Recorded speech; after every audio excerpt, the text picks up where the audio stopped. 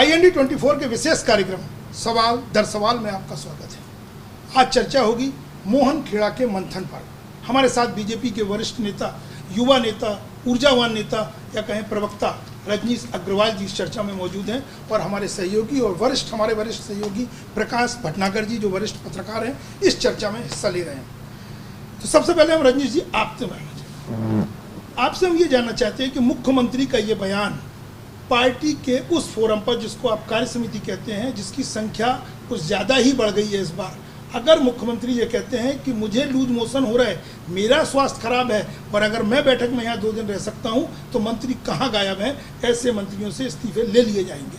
क्या संदेश देना चाहते हैं शिवराज? देखिए, प्रदेश कार्यकारिणी की बैठक में कई प्रकार की बातचीत होती है, औपचारिक बातचीत भी होती है और अनौपचारिक बातचीत भी होती है। स्वाभाविक रूप से मुख्यमंत्री जी ने अगर कोई बात कही होगी तो वो स्पष्ट रूप से कार्यकर्ताओं के लिए संदेश है। जो कार्यकर्ता मंत्री हों, विधायक हों, सांसद हों या किसी अन्य पद पर हों, कार्यकर्ता के नाते जो उनको भूमिका मिली है उस भूमिका के निर्माण के बारे में हमारा नेतृत्व दाएं बाएं नहीं सर, सीधा सीधी सपाट भाषा। देखिए, मैं बहुत सीधी सपाट भाषा में बात कर रहा हूँ। जो कार्यकर्ता को जो भूमिका मिली है उस भूमिका का निर्वहन करे।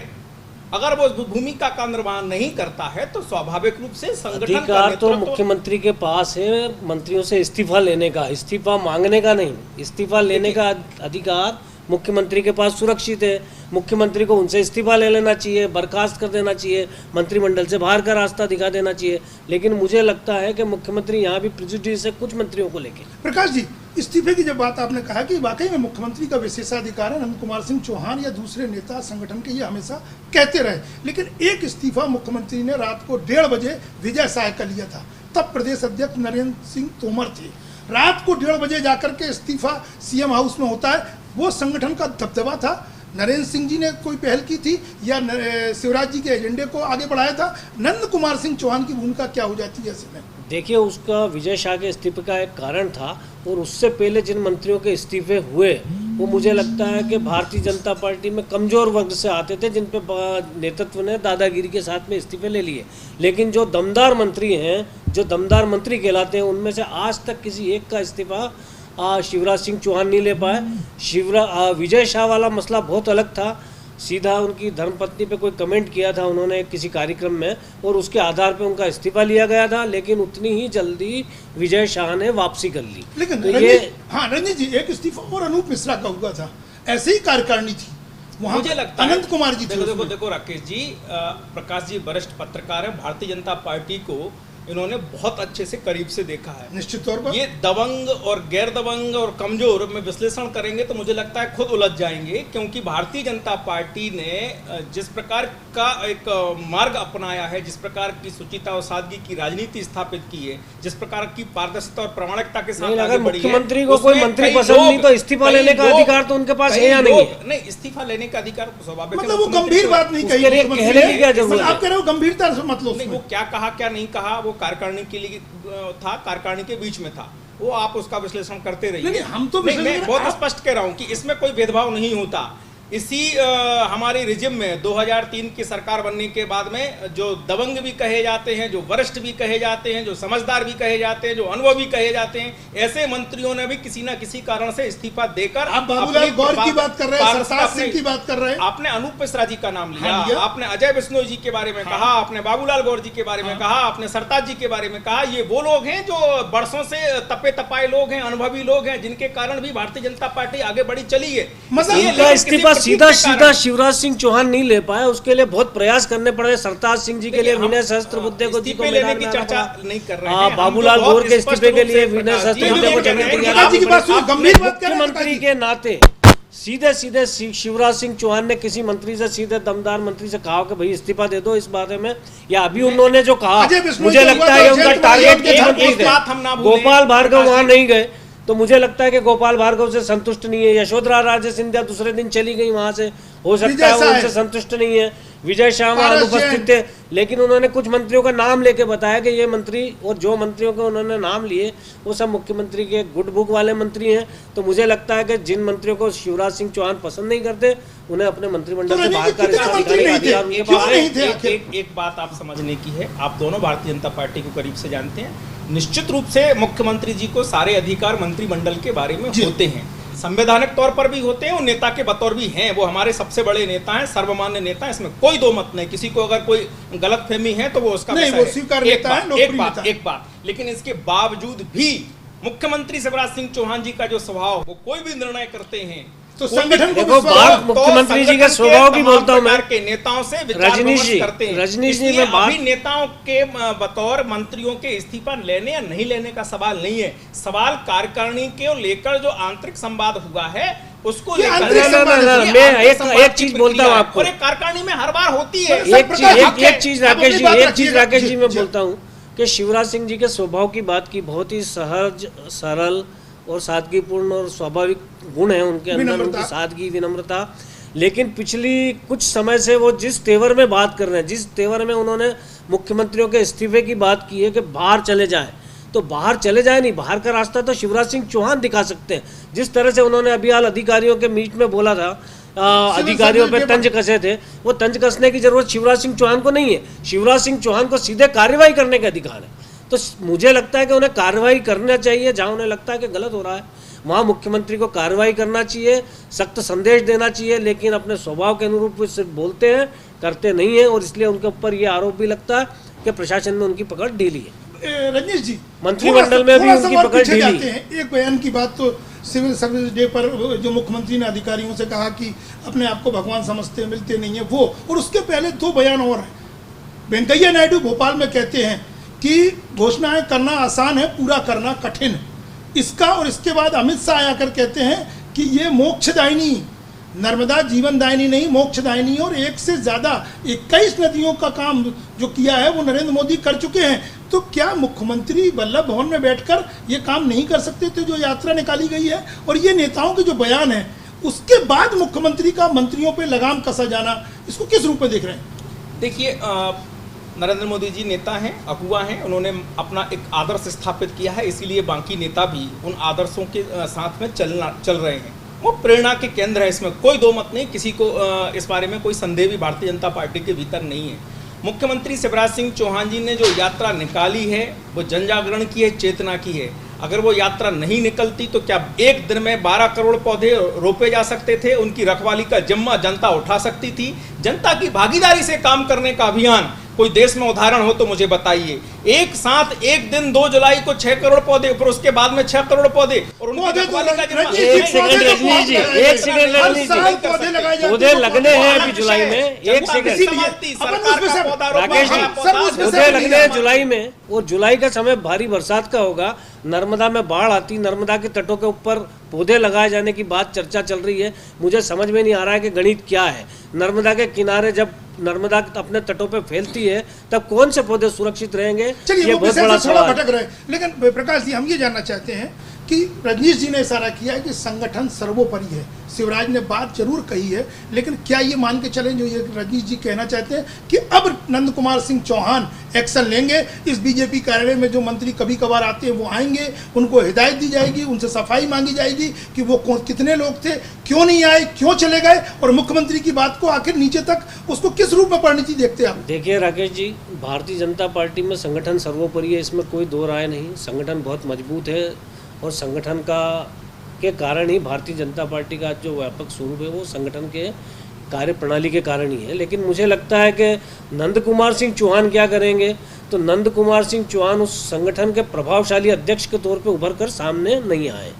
तो मुझे लगता है कि वो जो भाषण देना एक अलग बात है, उन्होंने जैसे वहाँ कोई एक शेर पढ़ा था उस पे आते हैं, उस मुद्दे पे मुझे लगता है कि वो नंद कुमार सिंह चौहान या सुहास भगत अब मुख्यमंत्री ने जो बात कही है उसको किस तरह से लेंगे? देखिए, मुख्यमंत्री ने जो कहा वो मुख्यमंत्री के अधिकार क्षेत्र की बात थी। तो वो तो उसके लिए मंत्रियों को इस्तीफा दो और घर जाओ। हाँ। अब उसके लिए उन्हें संगठन के अंदर स्पेशल तौर पे बताने की जरूरत नहीं है। संगठन से सहमति वो ले सकते हैं। संगठन और सरकार का तालमेल मध्य प्रदेश में इस समय अच्छा है। तो मुझे लगता है कि शिवराज सिंह को कोई कठिनाई नहीं होनी चाहिए थी मंत्रियों को बाहर निकालने में। रंजीत जी, सिर्फ रिएक्शन या एक्शन में भी नजर आएंगे शिवराज जी? देखिए, एक्शन रिएक्शन कि फ्रैक्शन?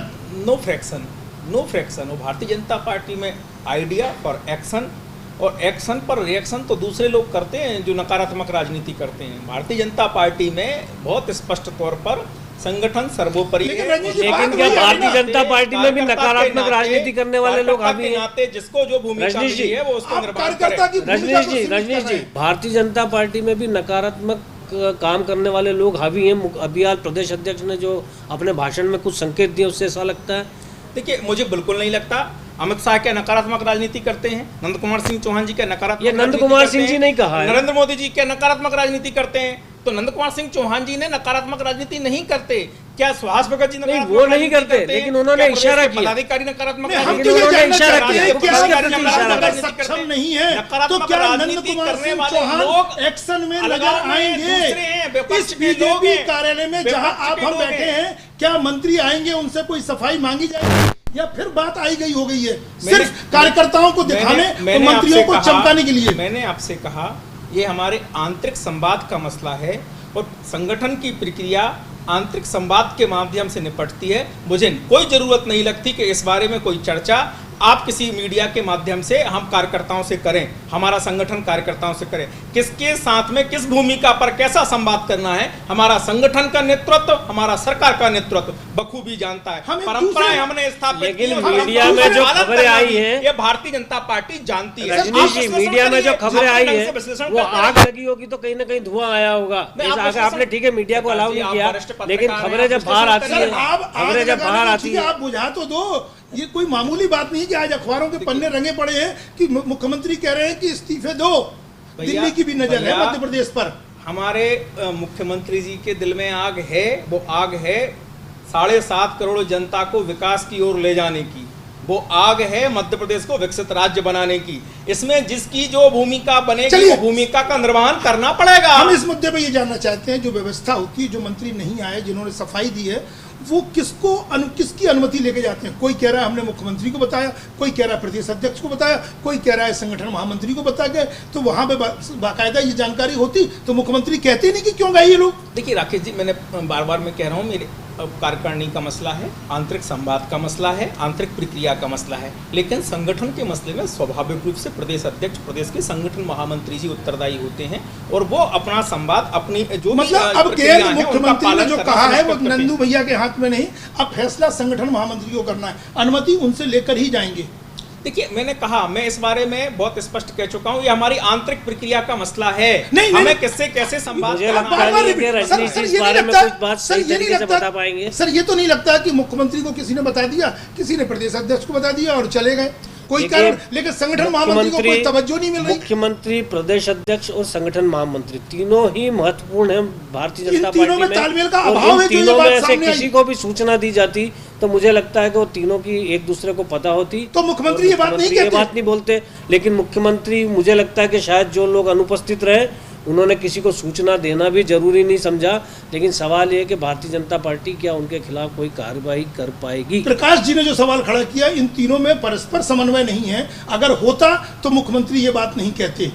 अगर समन्वय का अभाव है तो फिर सत्ता और संगठन में समन्वय की कोई दिशा दिख रही है आपको? देखिए, मैंने कहा आपसे, आप राजनीतिक विश्लेषक लोग हैं, आप अपने ढंग से विश्लेषण कर सकते हैं। मैं बार बार कह रहा हूँ, इस संगठन की अपनी प्रक्रिया, उसके तहत पालन करता है। जिला अध्यक्ष को भी सूचना दी जा सकती है, संभाग संगठन मंत्री को भी सूचना दी जा सकती है, प्रदेश संगठन महामंत्री को भी सूचना दी जा सकती है, प्रदेश अध्यक्ष जी को भी सूचना दी जा सकती है। इसमें कहीं कोई किसी पे विरोधाभास नहीं है, विरोधाभास नहीं है, विरोधाभास नहीं है। मुख्यमंत्री शिवराज सिंह चौहान जी हमारे सर्वोच्च नेता हैं। मुख्यमंत्री को तो पता नहीं था, अगर पता होता तो ये बात नहीं बोलते ना। उनका मार्गदर्शन हम सबको हर कार्यकारिणी के समापन पर प्राप्त होता है और उन्होंने जो बातें कही हैं, जो हम लोग कार्यकारिणी के अंदर बैठे लोग जानते हैं, उस पर कैसे आगे बढ़ना है संगठन विचार करता है, आगे बढ़ता है। ये हमारी अपनी एक विशिष्टता मतलब ये आप मानने को तैयार नहीं है कि भाई अगर मुख्यमंत्री को ये बात संगठन महामंत्री सुहास भगत या नंद कुमार सिंह चौहान ने बता दी होती, उनकी जानकारी में ला देते कि मंत्री हमसे पूछ के गए, तो वो ये नहीं कहते ना। ये तो आम जनता जो समझ जाएगी ना, कार्यकर्ता क्या सोच रहा होगा। मैंने तो ये भी नहीं कहा किसने क्या कहा, मंत्री के बारे में कहा या संतरी के बारे में कहा, हमने तो नहीं कहा। ये आप अपना विश्लेषण है, आप अपने विश्लेषण पर कायम रहिए, जो करना है वो करिए। हम तो नहीं कह रहे हैं, हम तो कह रहे हैं कि छोटी सी टिप्पणी इस मामले में। दूसरे मुद्दे पर अगर हम आगे जाना चाहें तो आप क्या कहेंगे? रजनीश जी जो बात कह रहे हैं, मुख्यमंत्री ने जो बात कही और जो दिखा, उसमें संदेश क्या छिपा है? देखिए, मुझे लगता है कि मुख्यमंत्री ने ऐसा बोल के अपनी कमजोरी साबित की है। जो अधिकार मुख्यमंत्री को हैं वो कर सकते हैं, उसे वो मंत्रियों पे छोड़ रहे हैं कि वो अगर यहाँ पे नहीं रह सकते, संगठन को समय नहीं दे सकते, तो बाहर का रास्ता ना पे। बाहर का रास्ता दिखाने का काम मुख्यमंत्री को करना चाहिए था, लेकिन मुझे लगता है कि ये मुख्यमंत्री की व्यक्तिगत पसंद और नापसंद से उपजी हुई टिप्पणी है। चलिए सर, आप नंदू भैया तक आ रहे थे, हम फिर नंदू भैया पे आते हैं। इसी फोरम पर नंद कुमार सिंह चौहान अगर कोई शेर सुनाते हैं, आदत है, अपनी बात रखते हैं, कार्यकर्ता ताली बजाते हैं, लेकिन अगर शेर सुनाते सुनाते वो कुछ नेताओं पर कटाक्ष, व्यंग या इशारों में उन्हें नसीहत, मशवरा जो भी कहें, आप तो वो शेर सुना दें तो ज़्यादा अच्छा होगा कि वो शेर क्या था और उसमें कौन सा संदेश छिपा था। रजनीश जी बड़ा चर्चा में है। देखिए, प्रदेश अध्यक्ष के नाते आदरणीय नंद कुमार सिंह चौहान जी निश्चित रूप से अध्यक्षीय जो उनकी टिप्पणी है, अध्यक्षीय जो उनका उद्बोधन है, वो कागज देते हैं।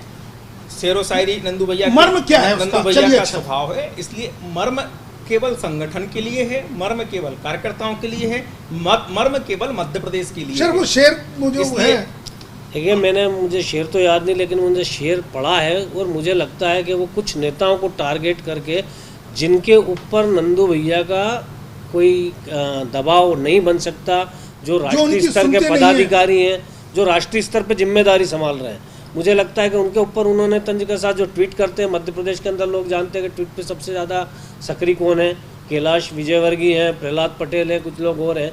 तो मुझे लगता है कि इस कारण वो इशारों में उन्होंने अपनी बात कही, लेकिन जिन पर अपनी बात कही उन पर कोई असर होगा इसकी कोई संभावना शेर तो अपनी जगह है। फिर वो ट्वीट करने वालों को निशाने पर लेते हो, फिर कहते हैं कि रिट्वीट करना है तो आप मोदी और शिवराज के ट्वीट को करिए, लेकिन वो ये भी नहीं कहते, बोले वो कार्यकर्ताओं को कोई मनाने भी नहीं जाता है, कोई उनको समझाने भी नहीं जाता है। तो ये वो नेता हैं, कौन है जो, और एक बड़ा शब्द उन्होंने प्रयोग किया कि वो सिरफिरे हैं जो पूरी मेहनत पर पानी फेर देते हैं। तो भाई बीजेपी में वो सिरफिरे कौन है रजनीश जी? मुझे नहीं पता आपको कहाँ से जानकारी मिली। आप तो कार्य समिति में थे। कार्य समिति में था, कार्य समिति में तो 2 दिन की कार्य समिति थी। तो आप भी उस समय निकल गए थे जब नंद कुमार सिंह? नहीं, मैं पूरे समय वहाँ कार्य समिति। तो आप ये कह रहे हैं कि उन्होंने ऐसा कुछ नहीं कहा? नहीं, मैं क्या कह रहा हूँ, मेरी बात तो सुन लीजिए। मैंने कहा कि कार्य समिति में बहुत सारी बातें होती है, सब बात होता है। मुझे नहीं पता आपने किससे सुना और किसने कहा, मुझे नहीं हम ये मान लें कि भारतीय जनता पार्टी के अध्यक्ष ने, आप मीडिया के लोगों से कोई बात की क्या?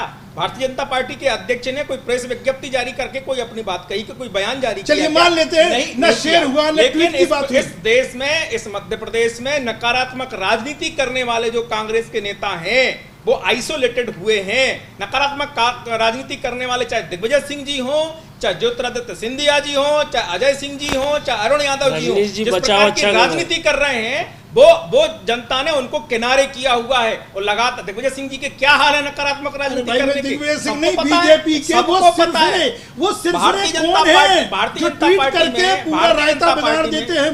जनता पार्टी में संगठन के लक्ष्य के आधार पर चलने वाले लोग हैं, और हमें किसी से कोई बात करना होगी तो संगठन के फोरम पर संगठन की प्रक्रिया के तहत बात करते हैं। इसमें कहीं कोई अलग से कोई बात करने की जरूरत नहीं। कौन करता है?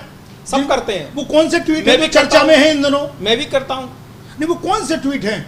मैं भी करता, मुझे नहीं पता। ग्वालियर कार्य समिति की बैठक हुई थी तो कैलाश विजयवर्गीय का एक ट्वीट आया था जो बालाघाट में संघ के कार्यकर्ता की भूमिका पर सवाल खड़े हो रहे थे, जिसपे पुलिस के संरक्षण में काफ़ी प्रताड़ना दी गई थी उसको। वो ट्वीट के बाद, कैलाश विजयवर्गीय के ट्वीट के बाद में ग्वालियर में चर्चा होती है। प्रहलाद पटेल के नर्मदा के ऊपर ट्वीट होते हैं, व्यापम के लेकर के भी ट्वीट सामने आते हैं। तो यही वो नेता है ना भाई। कैलाश जी मेरे राष्ट्रीय महासचिव है, मेरे पार्टी के केंद्रीय नेतृत्व का हिस्सा है। मैं एक प्रदेश का प्रवक्ता हूं। उनके किसी ट्वीट के बारे में या उनके किसी बयान भाषण के बारे में मैं कोई टिप्पणी करूं, मुझे लगता है ये तो उनका अधिकार है, वो तो अपनी बात कहते हैं। और इसीलिए मैंने कहा कि उनके बारे में उनकी मैं मीमांसा करूं मीडिया में, मुझे लगता है मेरे अधिकार क्षेत्र से बाहर है।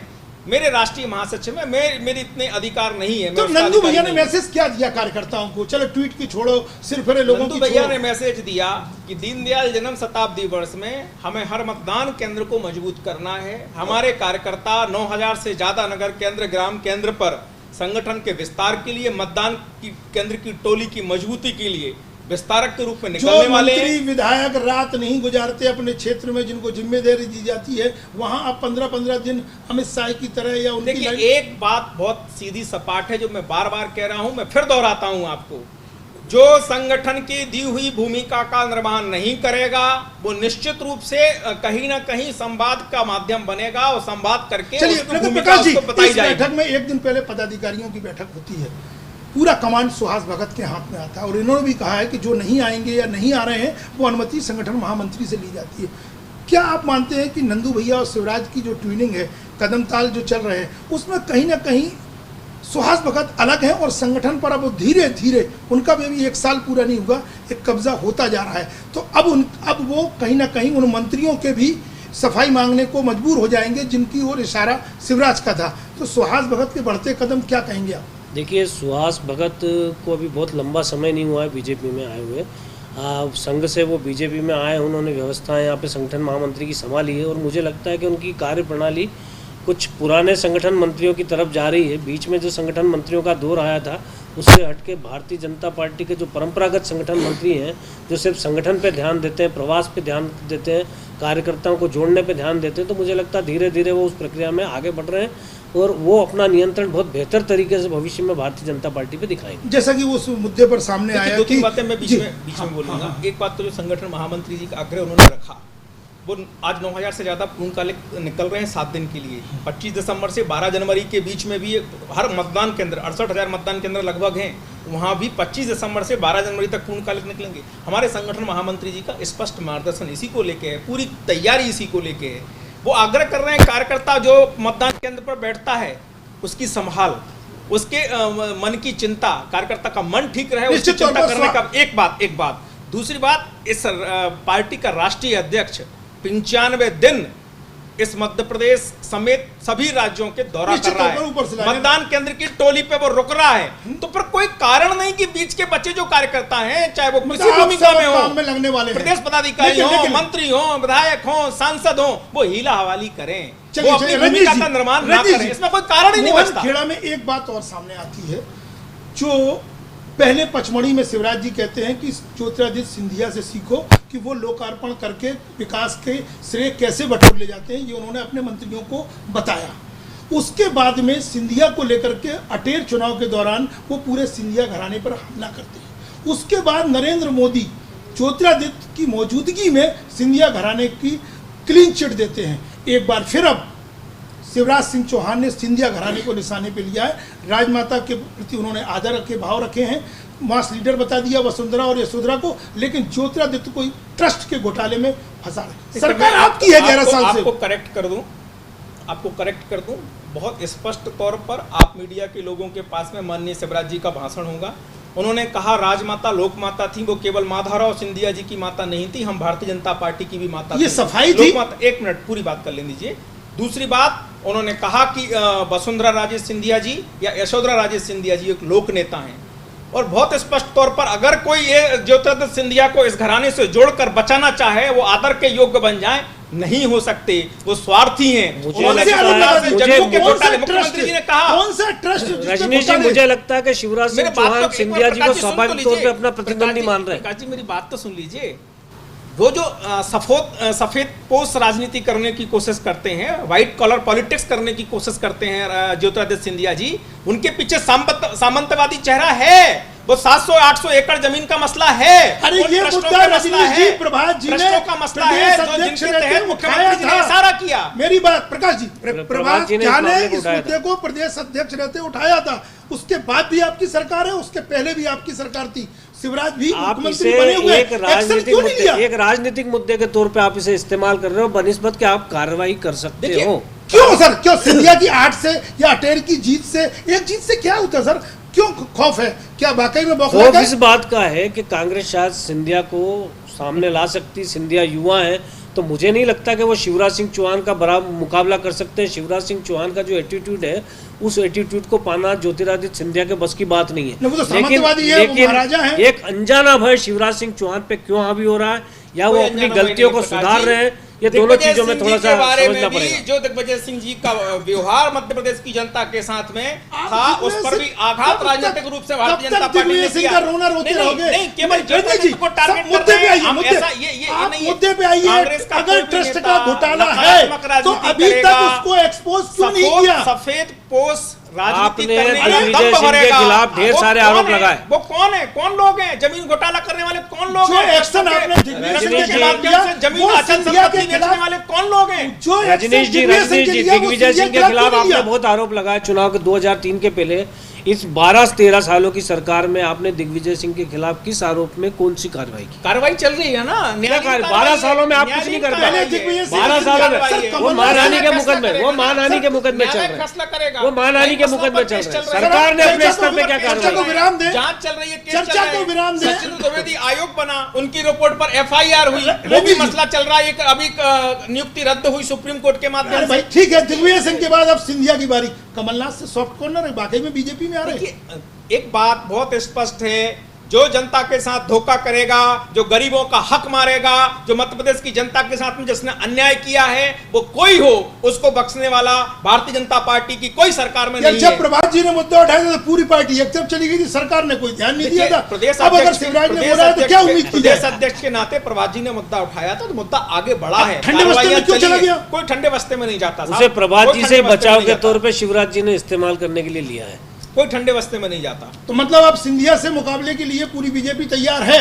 हमने कहा ना, जो गरीबों का हक मारेगा, जो गरीबों के साथ अन्याय करेगा, मध्य प्रदेश की जनता को धोखा देगा, उन सबके खिलाफ हमारा संघर्ष है। वो मैंने कमलनाथ का पूछा है सर, ये कमलनाथ ने किया होगा तो कमलनाथ का संघर्ष होगा। ये 3 सीटें जो कांतिलाल भूरिया, जो आप कहते हो कि अटेर में सहानुभूति लहर चली थी, आपके यहाँ काम नहीं आई थी, झाबुआ आप हार गए थे, ज्योतिरादित्य सिंधिया की सीट हो गई और कमलनाथ की, ये तीनों में से कोई बीजेपी में आ जाएगा? इस तरह से आप उस पर कब्जा कर लोगे या कांग्रेस मुक्त करोगे या पूरे तीनों को देश जीत के में दिखाओगे? बीजेपी की राजनीति इस दिशा में जा रही है। भारतीय जनता पार्टी अपनी रीति नीति नेता के दम पर आगे बढ़ रही है। जनता का समर्थन है। केवल 2, 4, 5 कहीं से कोई नेता आ जाते हैं, उनके बल पर केवल हमारी जीत हो जाती है। ऐसा कोई अगर इस भरोसे में रहता है तो उसको सबूत है उत्तराखंड, उत्तर प्रदेश का, उनको सबूत है इस देश की जो पॉलिटिक्स है उसमें 280 से ज्यादा जाके भारतीय जनता पार्टी की विजय का। और इसलिए मध्य प्रदेश में भी अगर कोई कहता है 1, 2, 3 नेता आ जाने के बाद में हमने इतनी बड़ी छलांग मारी 2013 में, तो केवल उनका एक छोटा सा मुझे लगता है पक्षपातपूर्ण व्यवहार होगा। भारतीय जनता पार्टी अपने मोहन खेड़ा के बाद शिवराज की बात हो, नंदू भैया की बात हो, या फिर ज्योतिरादित्य सिंधिया को सीधे निशाने पे लेना, क्या मैसेज कार्यकर्ताओं के बीच में गया और कार्यकर्ता क्या सोच रहे होंगे? वो ये नहीं सोच रहे होंगे इनकी सरकार है, एक्शन दिखना चाहिए? देखिए, मुझे लगता है कि बिल्कुल एक्शन दिखना चाहिए, हर चीज़ पे एक्शन होना चाहिए। चूँकि सरकार है, सरकार के पास सारे अधिकार सुरक्षित है, सरकार को कार्रवाई करनी चाहिए। सिर्फ चुनावी मुद्दा बनाना हर चीज़ को, मुझे लगता है वो ठीक नहीं है। लेकिन सरकार का रवैया है कि हर चीज़ को चुनावी राजनीति की तरफ ले जाओ और उसे उस तरह से इस्तेमाल करो। मुझे लगता है कार्रवाई कुछ भी नहीं। चलिए, चुनाव की तैयारी में बीजेपी हो या कांग्रेस, दोनों जुट चुकी हैं। मोहन खेड़ा के मंथन में 3 महत्वपूर्ण बातें निकल कर सामने आई हैं। मंत्रियों से इस्तीफे की बात, जो मुख्यमंत्री स्वयं कह चुके हैं। देखना होगा कि संगठन मुख्यमंत्री की इन अपेक्षाओं पर किस तरह से उसको पूरा करता है और कितना सहयोग देता है। और जहाँ तक बात सिंधिया की है, तो रजनीश जी ने साफ किया कि अब सामंतवादी नहीं चलेगी। तो जो ट्रस्ट का घोटाला है, देखें कि सरकार में रहते हुए दिग्विजय सिंह की लाइन को आगे बढ़ाते हुए सिंधिया को कहाँ तक आरोपों के कटघरे में खड़ा करने में ये पार्टी और टीम शिवराज सफल होती है। लेकिन तीसरी एक और बात है कि कुछ सिरफिरे लोग बीजेपी में मौजूद हैं जो ट्वीट कर देते हैं। देखना होगा कि उनके खिलाफ भी पार्टी क्या एक्शन लेती है। IND 24 के विशेष कार्यक्रम सवाल दर सवाल में हम चर्चा को यहीं विराम देंगे और अगले हफ्ते फिर एक नए मुद्दे के साथ आपके साथ मिलेंगे। इसी के साथ इजाज़त दीजिए, राकेश अग्निहोत्री।